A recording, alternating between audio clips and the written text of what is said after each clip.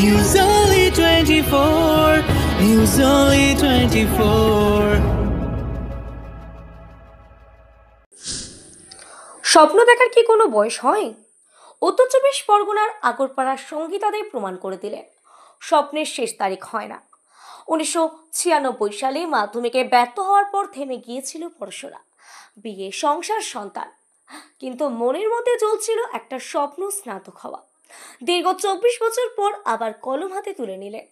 মেয়ের সঙ্গেই মাধ্যমিক, উচ্চ মাধ্যমিক আর এবার বিএ পাস। মেয়ে পেল 80%, মা পেলেন 75% নম্বর। সংসার, রান্না, টিউশনি, সেলাই সব সামলেও ক্লাস করেছেন, পরীক্ষা দিয়েছেন, আর আজ হাতে পেলেন স্নাতকের শংসাপত্র। এখন লক্ষ্য এমএ আর একটা চাকরি।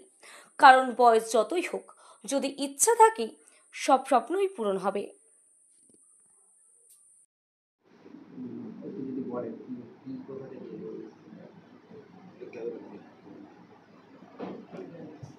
চিন্তা ভাবনা তো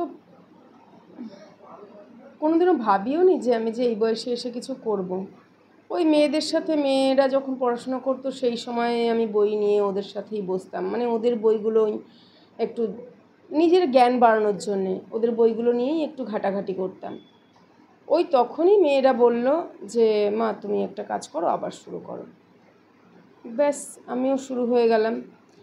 আর সেটার থেকেও বড় ব্যাপার হলো আমি সরকার থেকে উৎকর্ষ বাংলা থেকে যে করাচ্ছিল বিউটিশিয়ান কোর্স, তারপরে নার্সিং ট্রেনিং, সেইগুলো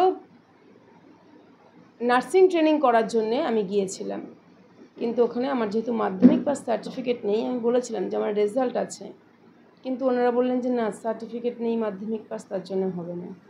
তো সেই দিনই রবীন্দ্রমুক্ততে গেলাম। আমাদের বেলঘরিয়া হাই স্কুলে করানো হয় আমি জানি, কেননা এর আগেও একবার আমি ভর্তি হয়েছিলাম।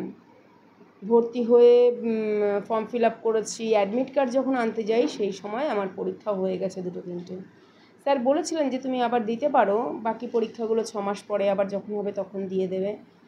কিন্তু আমার আর মন ভেঙে গেছে, আমি তার জন্যে আর দিইনি পরীক্ষাটা। বই ঠইগুলো যা ছিল সব বিক্রি করে দিয়েছি কেজি দরে।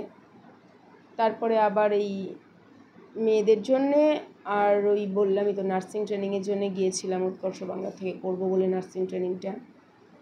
কিন্তু ওখানে যখন দেখলাম মাধ্যমিক পাস সার্টিফিকেটের জন্যে হলো না, এছাড়াও এর আগেও অনেক জায়গায় ঠোকর খেয়েছি একটা পাস নেই বলে, মাধ্যমিক পাস সার্টিফিকেট নেই বলে।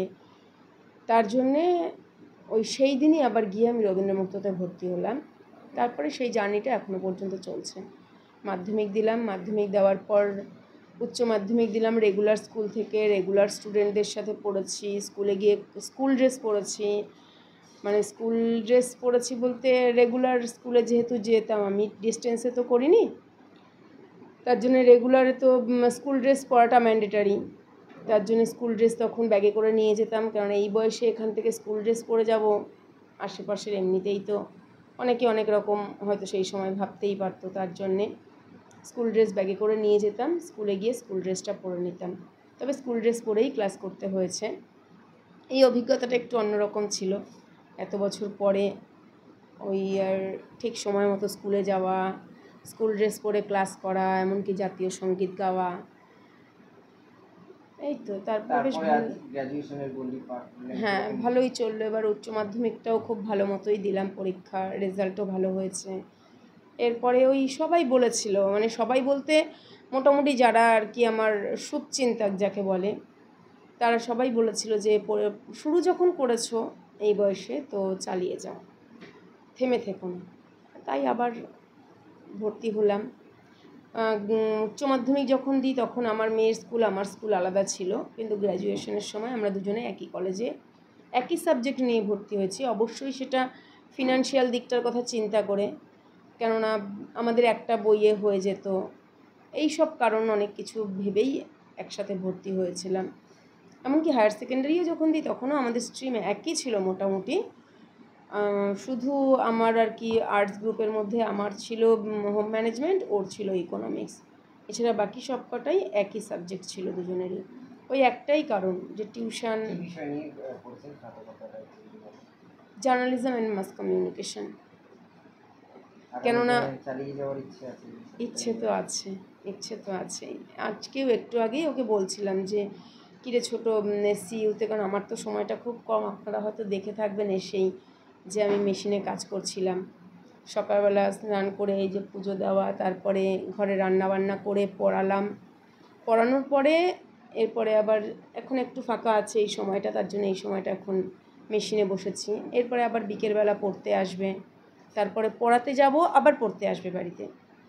এইভাবেই আর কি চলছে ওই সারাদিনই। ওই তার ফাঁকেই যতটুকু মানে ফাঁকা পাই, এই শুধুমাত্র এই কারণেই, কেননা আমরা তিনজনই, আমার বড় মেয়েও এখনও চাকরিও করছে, তবে পড়াশোনাও করছে, সরকারি চাকরির জন্যও এখন পড়ছে, আর আমরা দুজনে পড়ছি। এবার আমার হাজব্যান্ড তো গাড়ি চালান, তার জন্যে অবশ্যই টাকার দরকার আছে, সেই জন্যই আর কি একটু সাপোর্টের জন্যে পড়ি, কেননা পড়াশোনার জন্য তো একটু খরচ হয়, এই কারণেই।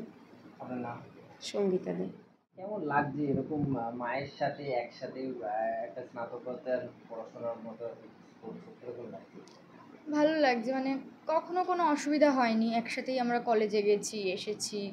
অবশ্যই মার খাটনি বেশি, মানে মা সকালবেলা সব কিছু করে রান্নাবান্না ঘরের কাজবাজ করে তারপরে গেছেন, আর আমি মার সাথেই সবসময় গেছি এসেছি, একসাথেই সব কিছু করেছি, কখনো কোনো অসুবিধা হয়নি, সব কিছু একদম ঠিকঠাক। মানে 3 বছর যে মার সাথে পড়েছি একসাথে, মানে সেরকম আলাদা করে কখনো ফিল হয়নি সেরকমভাবে, অন্য কিছু যে না কোনো বাধা বা আটকা, কখনো সেরকম কিছু মনে হয়।